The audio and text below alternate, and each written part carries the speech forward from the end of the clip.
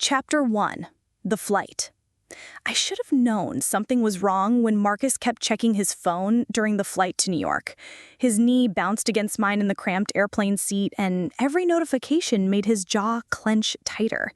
But I was too caught up in my own nerves to notice the signs. This was it, the moment I'd been dreading and anticipating for 8 months. Meeting his parents. "You okay?" I whispered, squeezing his hand as Manhattan's skyline came into view through the tiny window. He forced a smile that didn't reach his eyes.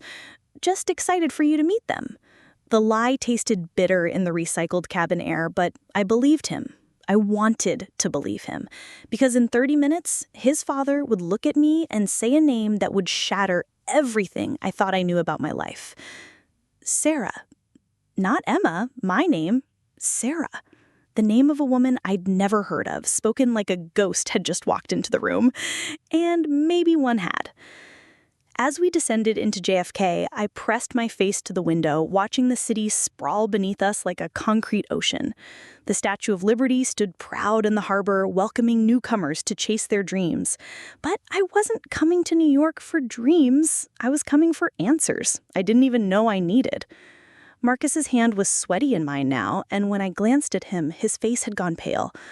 "Marcus, what's wrong?" "Nothing," he said too quickly. "Just, my dad can be intense sometimes. Don't take anything he says personally, okay?" I laughed nervously. "You're scaring me." "I'm sorry." He kissed my forehead, but his lips felt cold. "I love you, Emma. Remember that no matter what happens tonight." The plane touched down with a jolt that seemed to shake more than just our seats. It shook something loose in the universe, some cosmic thread that had been holding my carefully constructed life together.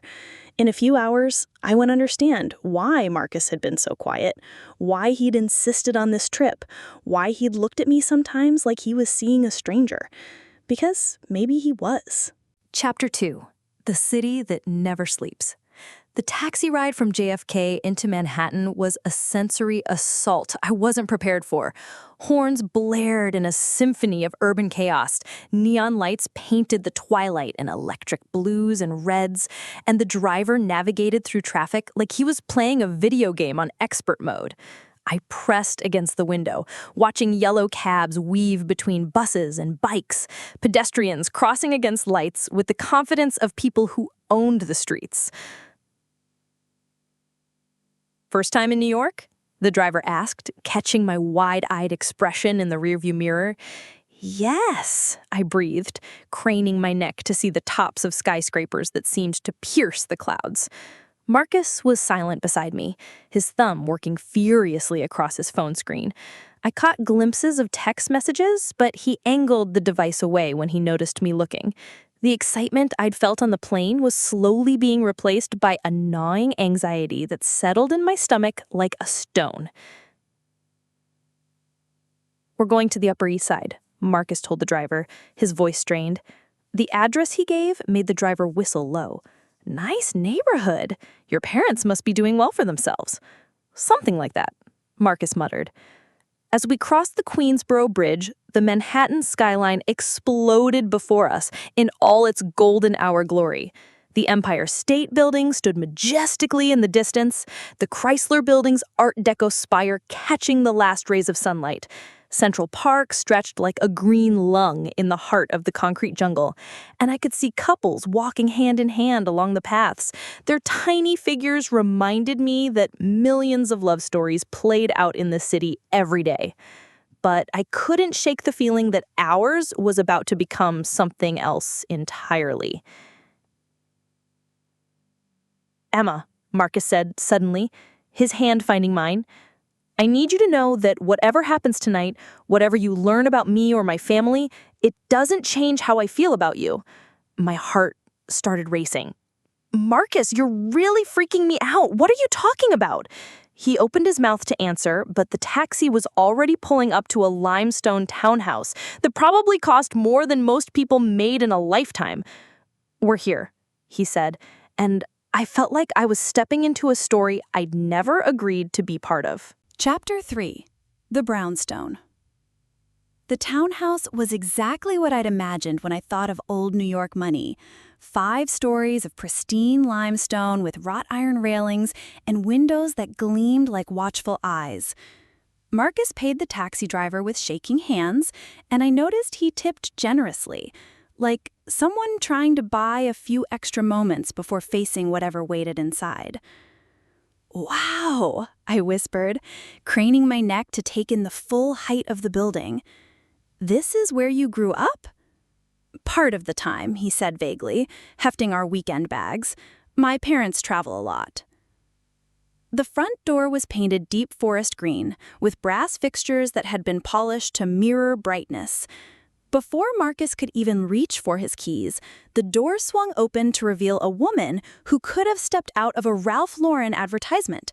Perfectly coiffed silver hair, pearls at her throat, and a smile that was warm but somehow rehearsed. "Marcus, darling!"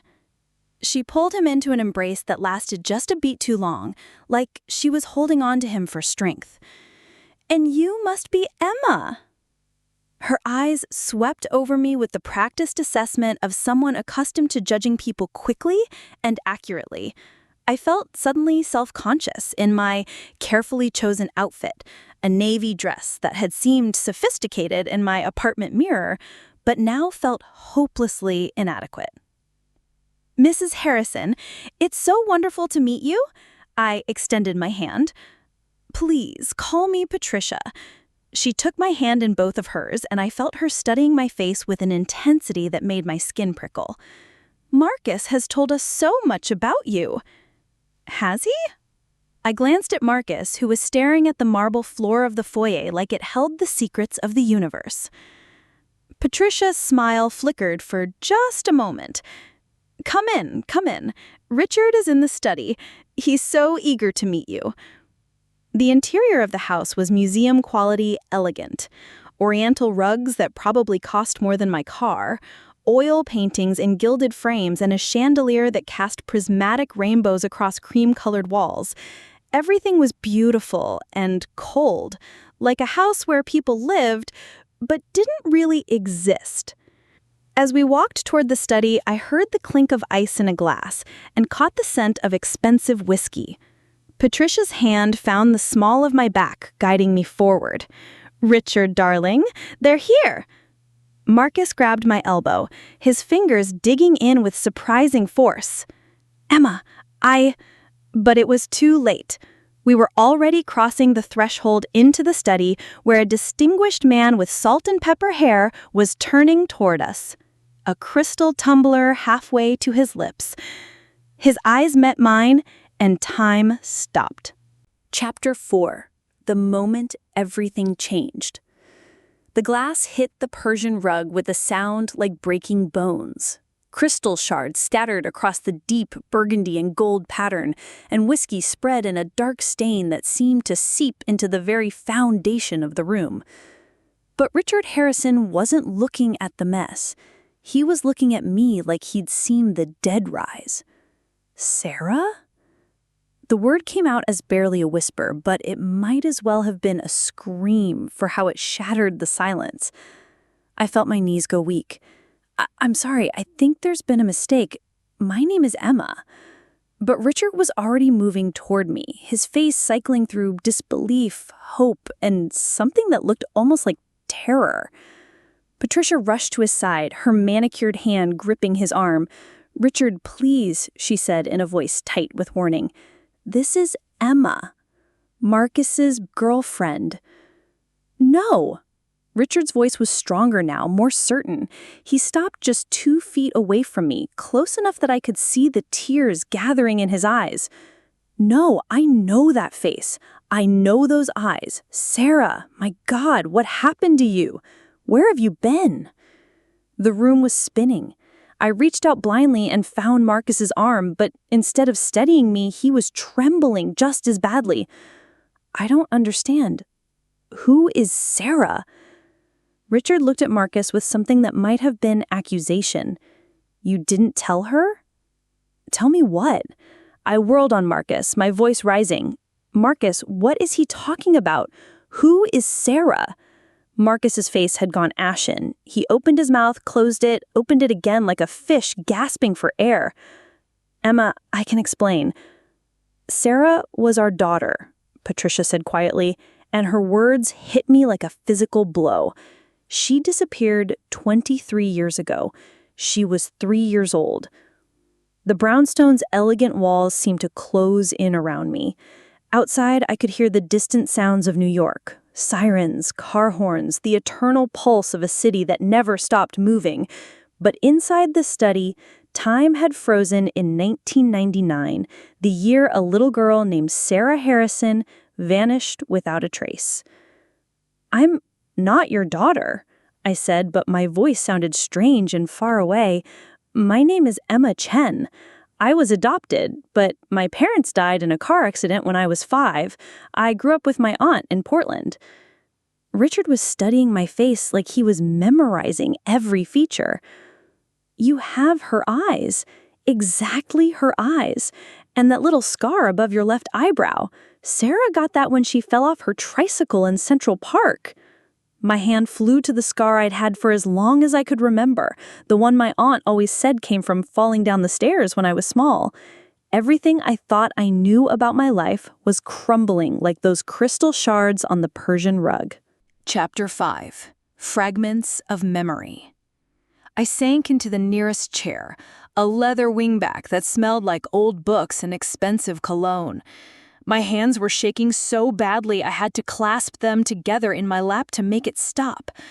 Richard was still staring at me with that mixture of hope and devastation, while Patricia paced to the window overlooking the street. "This is impossible," I whispered. "I remember my parents. I remember the accident." "You were 3, Marcus said gently, speaking for the first time since the glass broke. "Memories from that age can be complicated." I looked at him with new eyes, seeing a stranger where my boyfriend of 8 months used to be. "How long have you known?" His silence was answer enough. "How long, Marcus?" "Since our second date," he admitted, his voice barely audible. "I showed my parents your photo and my mother fainted." Patricia turned from the window, her composed mask finally slipping. "We never stopped looking for you, Sarah. Never. We hired private investigators, worked with the FBI, put up flyers in every city between here and the West Coast. Your disappearance nearly destroyed us. Stop calling me Sarah." I stood up so quickly the chair rocked backward. "I am not your daughter. I can't be. My Aunt Linda raised me. She had pictures of my parents, told me stories about them." "Linda Chen," Richard said quietly. "We tracked her down about 15 years ago. She'd moved, changed her address 3 times. By the time we found her, she was already sick with cancer. She died before we could get any answers." The room felt like it was tilting. I gripped the mantelpiece, staring at a family photo that sat prominently displayed. Richard, Patricia, and a little girl with dark hair and eyes that looked disturbingly familiar. The child was laughing, reaching toward the camera with chubby fingers, wearing a yellow sundress that triggered something deep in my memory. "I had a dress like that," I said without thinking. Patricia's breath caught. "You remember?" "No, I pressed my palm against my forehead, trying to catch fragments of something that felt like remembering, but might have been dreaming. Sometimes I dream about yellow fabric and singing. Someone singing lullabies in a language I don't understand. Mandarin," Patricia whispered. "Your nanny, Mrs. Liu, used to sing to you in Mandarin. You loved those songs." The fragments were coming faster now, flashes of images that didn't make sense. A woman with kind eyes and gentle hands, the smell of jasmine tea, a park with ducks and a little red bridge. Central Park, the Bow Bridge. Richard made a sound that was half sob, half laugh. "You fed the ducks there every Sunday. You called them ducks and got angry when they swam away." I was crying now, tears streaming down my face as 23 years of careful lies began to unravel. Chapter 6. The Truth About Portland. "I need air," I gasped, pushing past Marcus toward the window. The Upper East Side stretched out below us, tree-lined streets dotted with elegant streetlights that were just beginning to flicker on in the gathering dusk. Somewhere out there, millions of people were living normal lives, but mine had just been turned inside out. Marcus followed me, his hand hovering near my shoulder but not quite touching. "Emma, please, let me explain." "Explain what? That you've been lying to me for 8 months? That you've been playing some sick game?" I whirled around to face him, and I saw him flinch at the fury in my voice. "It wasn't a game," he said desperately. "I was going to tell you. I wanted to tell you so many times, but I didn't know how. You could have started with, 'Hi, Emma, I think you might be my girlfriend's missing sister.'" "You're not his sister," Patricia said sharply from across the room. "There's no blood relation. Marcus was adopted too, when he was 7. We took him in after—" She trailed off, glancing at Richard. "After we lost Sarah," Richard finished heavily. "We couldn't have more children, and Marcus needed a family. It seemed like fate." The irony was so twisted it was almost funny. Almost. "So let me get this straight. You adopted a son to replace your missing daughter, and then 23 years later he accidentally finds your missing daughter and starts dating her?" "We prefer to think of it as the universe trying to heal old wounds," Patricia said with forced lightness. I laughed, but it came out harsh and bitter. "The universe, or did you orchestrate this whole thing?" Marcus's face went white. "Emma, no, it wasn't like that. I moved to Portland for work, completely unrelated to this. Meeting you was genuine. Falling in love with you was genuine. But staying with you once you figured out who you were, that was calculated." He couldn't deny it. I could see the truth written all over his face. "I kept meaning to tell you," he said weakly, "but you seemed so happy, so settled in your life. I didn't want to destroy everything you believed about yourself. So instead, you brought me here to ambush me with it?" Richard stood up slowly, brushing crystal fragments off his shoes. "That was my idea. I insisted. I couldn't wait any longer to see you, to know for sure.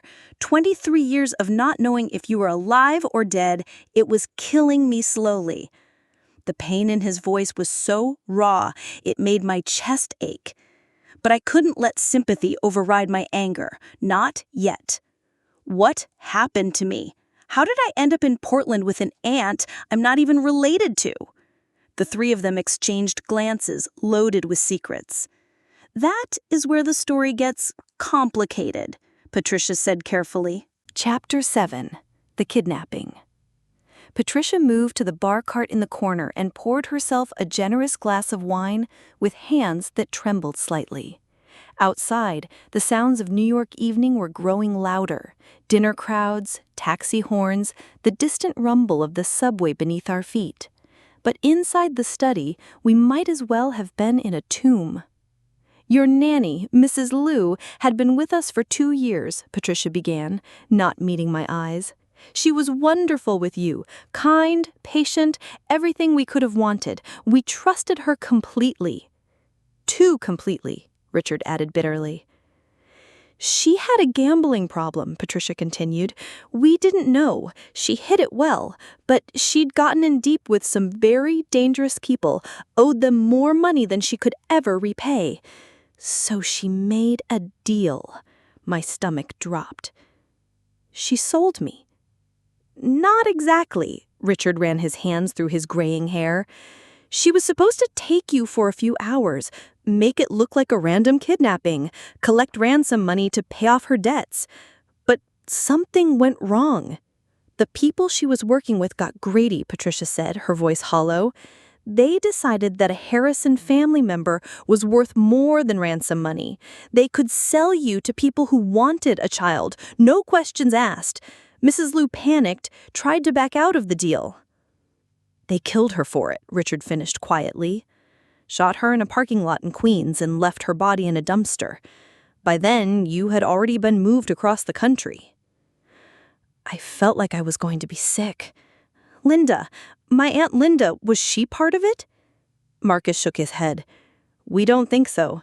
From what we could piece together, she was contacted by someone claiming to be a social worker, told that you were an orphaned child in need of placement, that your parents had died in an accident. She was given forged documents, a fake social security number, even fabricated photos of your supposed parents. She believed she was doing the right thing, taking in a child who needed love and stability. She gave you a good life, Sarah. We've always been grateful to her for that, even if she was unknowingly part of the crime.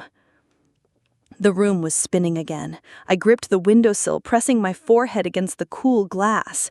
Down on the street, a couple walked hand in hand, probably heading to dinner, living their uncomplicated lives. I envied them so fiercely, it hurt. Why didn't anyone question it? I asked, a 3-year-old suddenly appearing with no real history. It was 1999, Richard said. Records weren't as connected as they are now. And Portland was far enough from New York that the story of Sarah Harrison's disappearance hadn't made national news.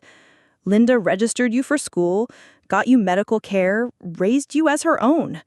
To everyone in Portland, you were just Emma Chen, Linda's orphaned niece. Even Linda believed it eventually, Marcus said quietly. She loved you so much that the truth of how you came to her probably mattered less than the fact that she was hers to protect. I thought about Linda, about the woman who had raised me with such fierce devotion, who had worked 2 jobs to pay for my piano lessons and college applications.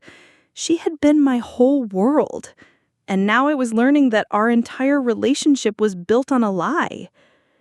But maybe love could exist even inside a lie. Maybe it was the only thing that made the lie bearable. Chapter 8. The Investigation. Richard walked to his desk and pulled out a thick manila folder that looked like it had been handled countless times over the years. The edges were worn soft, and I could see newspaper clippings and photographs peeking out from the overstuffed interior. "We never gave up looking," he said, setting the folder on the coffee table between us. "Even after the FBI closed the case, even after the private investigators said there were no more leads to follow, I couldn't accept that my daughter had just vanished into thin air." I stared at the folder like it might bite me. Inside were 23 years of desperate searching, of parents who refused to let go of hope, even when hope seemed cruel. "Open it," Patricia urged gently. "Please." With shaking hands, I lifted the cover. The first thing I saw was a missing child poster with my face on it, or Sarah's face. A chubby-cheeked 3-year-old with pigtails and a gap-toothed smile wearing that yellow sundress from the mantelpiece photo. Under the picture, Sarah Elizabeth Harrison, age 3, missing since June 15, 1999, last seen in Central Park with family nanny. If you have any information.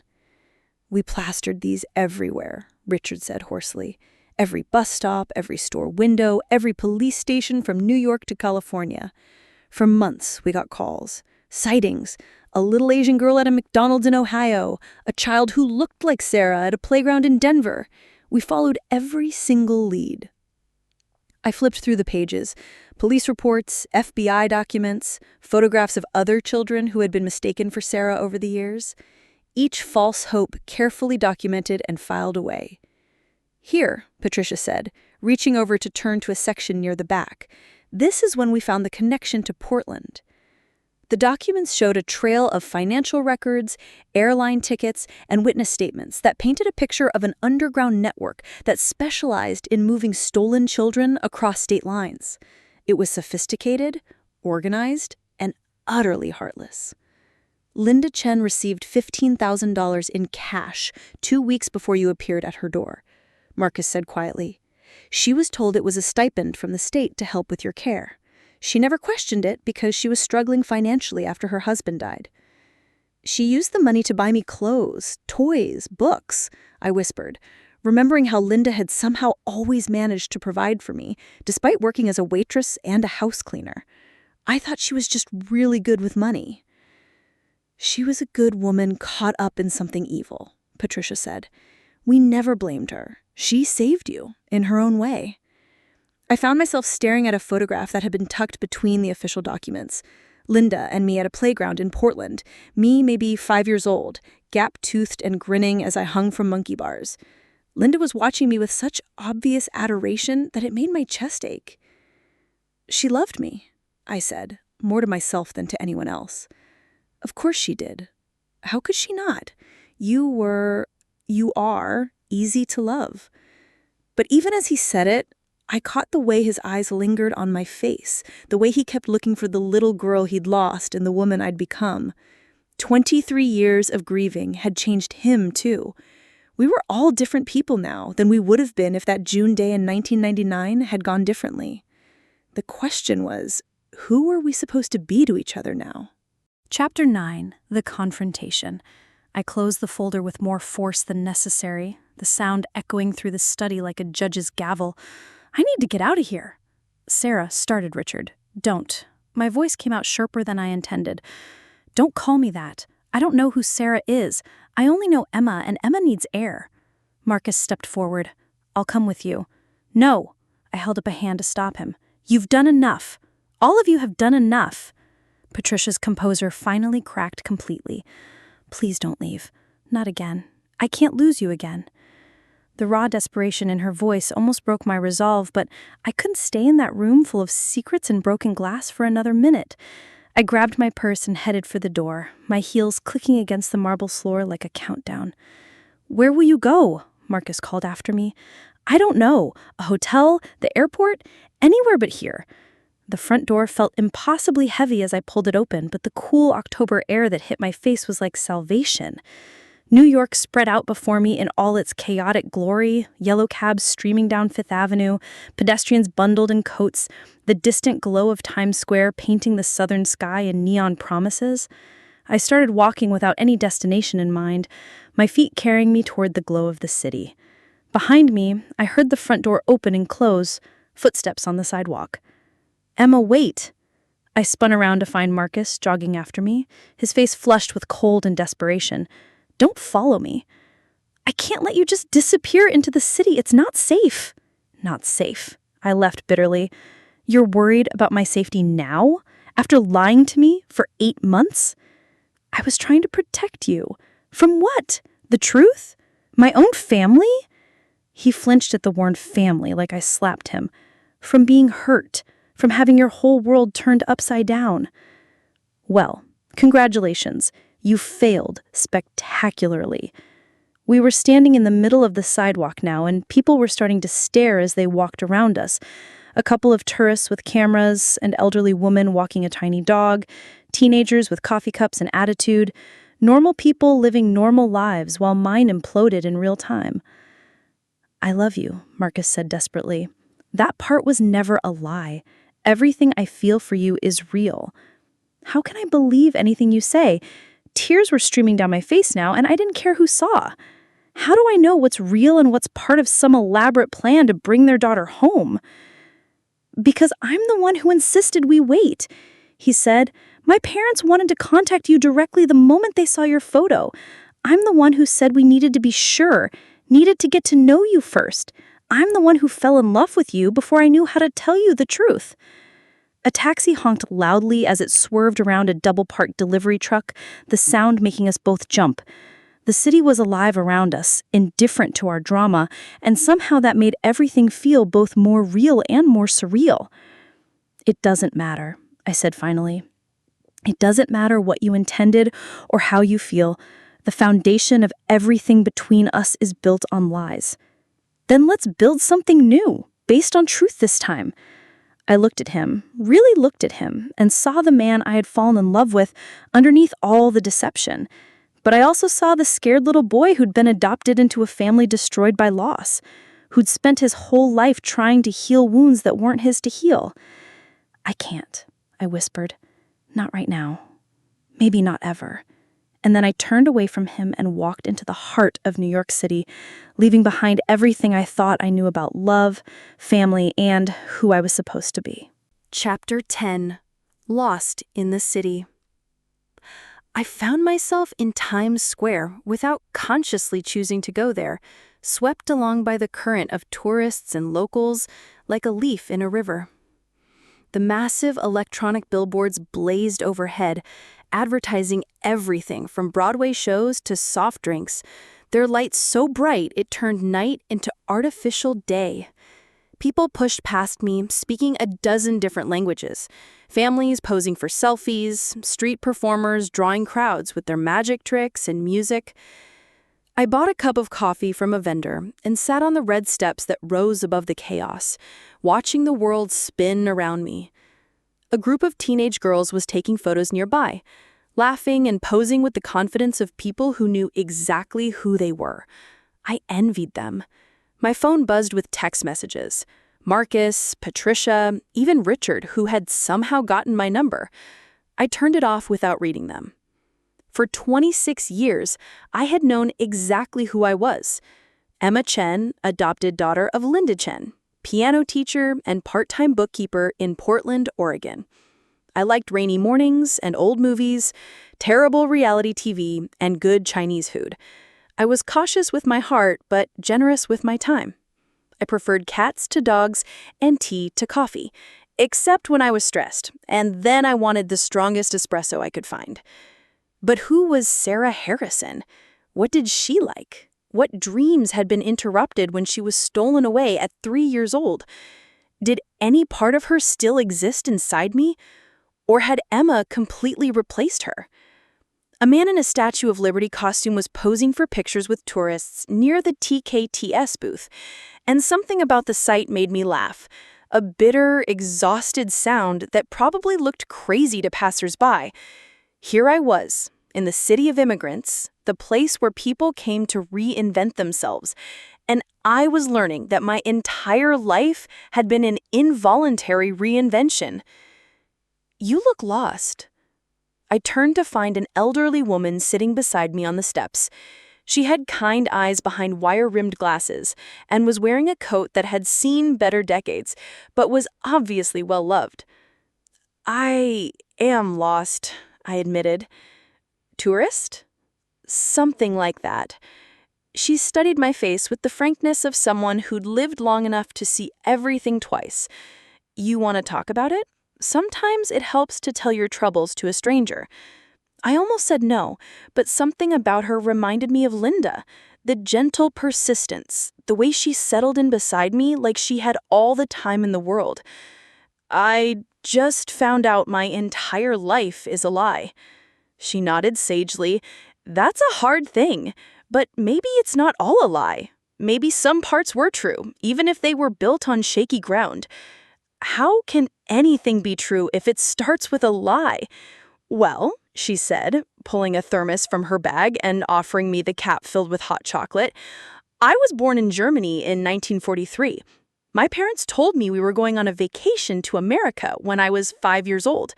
They never told me we were refugees, that we were running for our lives, that we would never go back. Was their love for me a lie because they lied about why we were leaving?" I accepted the hot chocolate gratefully, letting its warmth seep through my fingers. "That's different." "Is it?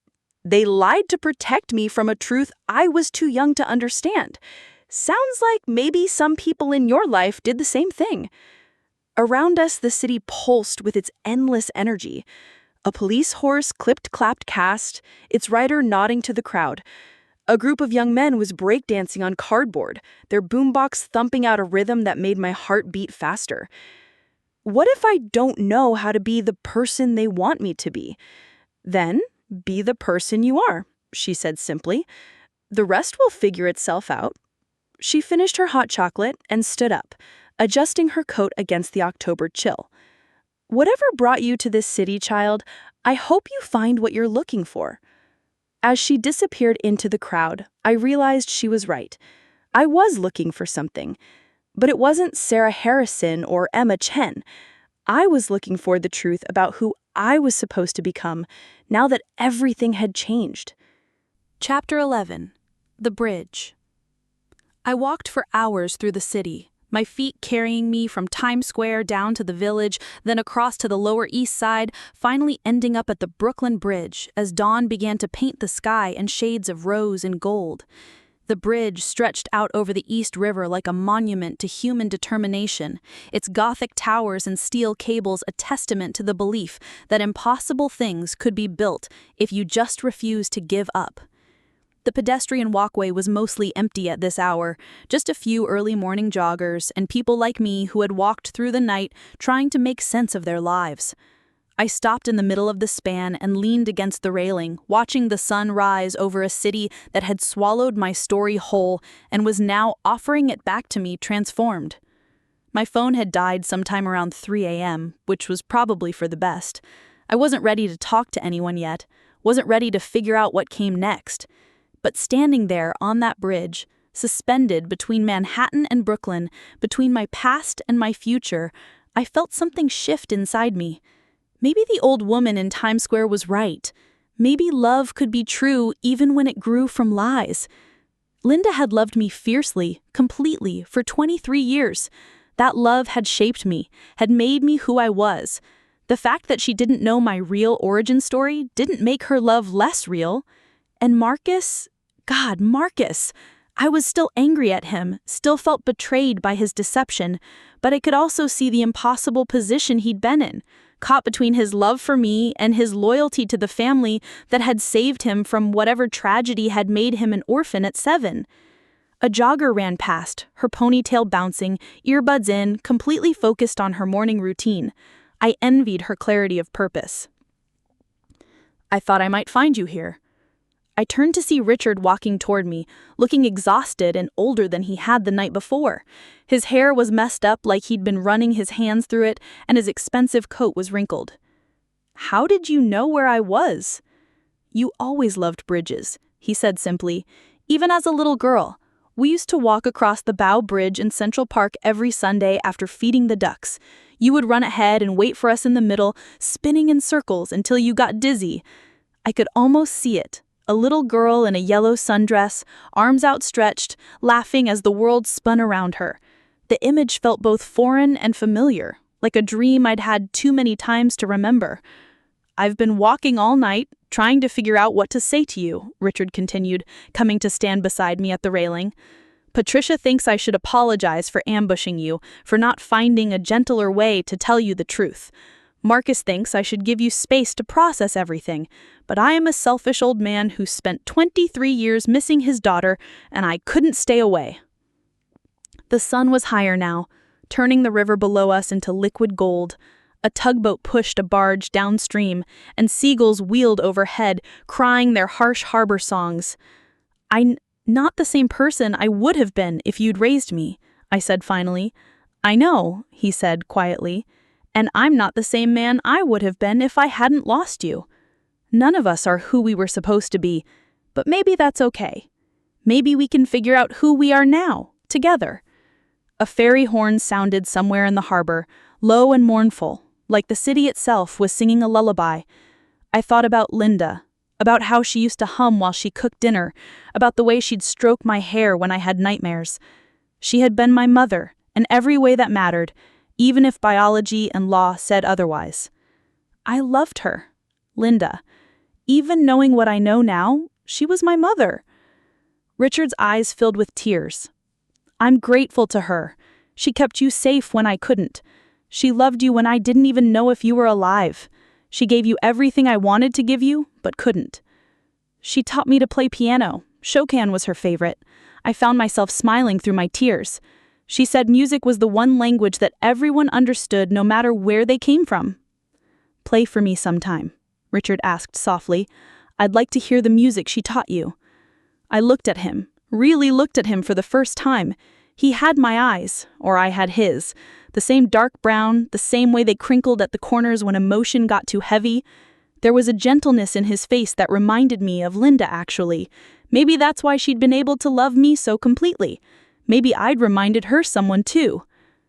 "What happens now?" I asked. "Whatever you want to happen. You're not our prisoner, Sarah, Emma. You're not obligated to be our daughter just because DNA says you are. But if you want to get to know us, if you want to understand where you came from, we're here. We'll always be here." The city was waking up around us now, Traffic was picking up on the bridge roadway below, and office buildings were starting to light up with the promise of another day. Somewhere in Manhattan, Patricia was probably pacing the Brownstone, worried sick. Somewhere else, Marcus was probably sitting by his phone waiting for me to call.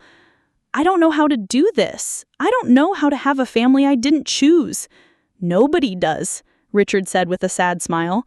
Families are just groups of people who decide to keep showing up for each other, even when it's hard, even when it's messy, even when they've hurt each other. A group of tourists was approaching from the Manhattan side, cameras ready to capture the sunrise over the river. Their excited chatter reminded me that the world was full of people living their stories, making their choices, building their own bridges between who they used to be and who they were becoming. I want to try, I said finally, but slowly and honestly. No more lies, no more secrets. Richard nodded, wiping his eyes with the back of his hand. No more lies. And I need time to figure out what to do about Marcus. He loves you. I can see it in the way he looks at you. But I also understand why you feel betrayed. We stood there in comfortable silence as the sun climbed higher, painting the sky in brilliant oranges and pinks. The city stretched out on both sides of us, full of possibility and pain, full of people trying to find their way home. Maybe that's all any of us could do. Keep walking, keep building bridges, keep hoping that love was stronger than the lies that sometimes surrounded it. Come on, Richard said eventually. Let's go home. Patricia's probably worn a hole in the carpet by now. Home. The word felt strange in my mouth, but maybe that was okay. Maybe I was allowed to have more than one home, more than one version of myself. Maybe Sarah and Emma could learn to coexist after all. Chapter 12. Coming Home. The taxi ride back to the Upper East Side felt different than it had the night before. Softer somehow, like the sharp edges of everything had been worn smooth by tears and truth, and the simple act of watching the sunrise over a city that had seen every kind of story play out in its streets. Richard sat beside me, pointing out landmarks as we drove, the coffee shop where he bought his morning paper, the park where he and Patricia walked their dog, the bookstore where Sarah had loved to look at picture books. He was trying to give me pieces of a life I'd never lived, breadcrumbs that might help me find my way back to something I'd never actually lost because I'd never had it to begin with. There, he said as we turned onto their street. Patricia's in the window. I looked up to see her silhouette in the second-floor window, and even from the street, I could read the relief in her posture when she saw us getting out of the taxi. By the time we reached the front door, she was there, pulling me into a hug that smelled like expensive perfume and desperate hope. "I was so scared you'd left the city," she whispered against my hair. "I was so scared we'd lost you again." "I needed time to think," I said, and she nodded like she understood, even though I could see in her eyes that she didn't. Not really. How could she? She'd never had to learn at 26 that her entire life was built on a foundation of lies and love twisted together so tightly they couldn't be separated. Marcus was waiting in the living room, perched on the edge of the sofa like he was ready to run. His eyes were red-rimmed with exhaustion and worry, and when he saw me, the relief on his face was so profound it almost broke my heart all over again. "Emma," he started, but I held up a hand. "Let me talk first, please." He nodded and settled back, his hands clasped tightly in his lap. I looked around the room, this elegant space filled with art and antiques and photographs of a life I'd been stolen from. But I also saw the love here, imperfect and complicated, but real. A family that had been shattered by loss and was trying to figure out how to put itself back together with pieces that no longer fit the way they used to. "I don't know how to be Sarah," I said finally. "I spent 26 years being Emma, and I can't just erase that. I won't erase that. Linda was my mother, and that's not going to change." Patricia started to speak, but I continued. "But I also can't pretend I don't see myself in your faces, can't pretend that some part of me doesn't recognize this place, these stories. Maybe Emma and Sarah aren't opposites. Maybe they're just different chapters in the same story. Richard was crying openly now, not bothering to wipe his tears. We don't want you to stop being Emma. We just want the chance to know her, to love her. And Marcus, I turned to face him, my heart hammering. I understand why you made the choices you did. I even understand why you thought you were protecting me.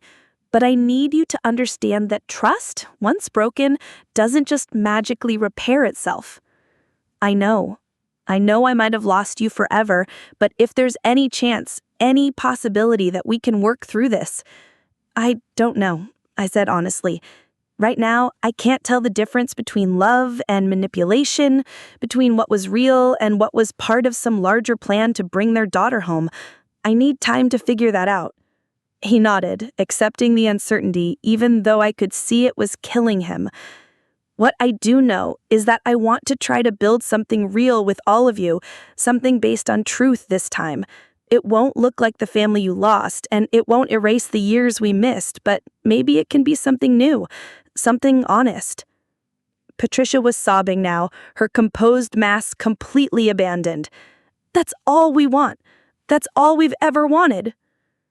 I walked to the mantelpiece and picked up the photo of 3-year-old Sarah in her yellow sundress. She looked so happy, so trusting, so completely unaware that her world was about to be turned upside down. But maybe that was okay. Maybe children were supposed to trust the world until they learned better. Maybe that trust was what made them brave enough to keep growing up. I want to hear all the stories. About her, about Sarah, about who I might have been. But I also want to tell you about Emma, about the life I built in Portland, about the woman Linda helped me become. If we're going to be family, you need to know all of me, not just the pieces that fit your memories. Yes, Richard said immediately, yes to all of it. Outside New York was humming with its usual energy. People were heading to work, tourists were consulting their maps, street vendors were setting up their carts for another day of selling dreams and hot dogs to anyone with enough hope and cash. Life was going on, the way it always did, indifferent to the small miracles and quiet tragedies playing out in countless lives across the city. But inside this brownstone, something new was being born. Not a restoration of what was lost, but a creation of what could be. A family built not on blood or law or tradition, but on the radical choice to love each other despite everything that had gone wrong. It wouldn't be easy. There would be more tears, more difficult conversations, more moments when the weight of 23 lost years felt too heavy to bear. But maybe that was what made it real. Maybe the best families were the ones that chose each other over and over again, especially when it was hard. As the morning light streamed through the windows, painting everything in gold, I realized I was finally ready to stop running, ready to stop hiding from the truth, ready to build bridges between all the different versions of myself and see what kind of person emerged from the construction. I was Emma Chen, raised with fierce love in Portland by a woman who gave me everything she had. I was also Sarah Harrison, stolen child, missing daughter, the center of a grief that had shaped an entire family story. But mostly, I was just myself, imperfect, complicated, brave enough to believe that love could grow in the spaces between truth and lies, strong enough to build a future from the broken pieces of the past. And that, I thought, was enough. That was more than enough. That was everything. Thank you for watching this emotional journey unfold in the heart of New York City.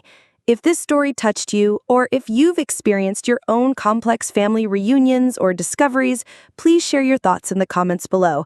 Your stories matter, and they remind us all that we're not alone in navigating the complicated terrain of love, loss, and finding our way home.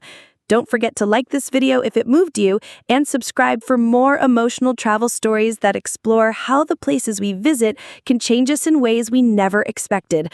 Until next time, keep searching for the truth that will set you free.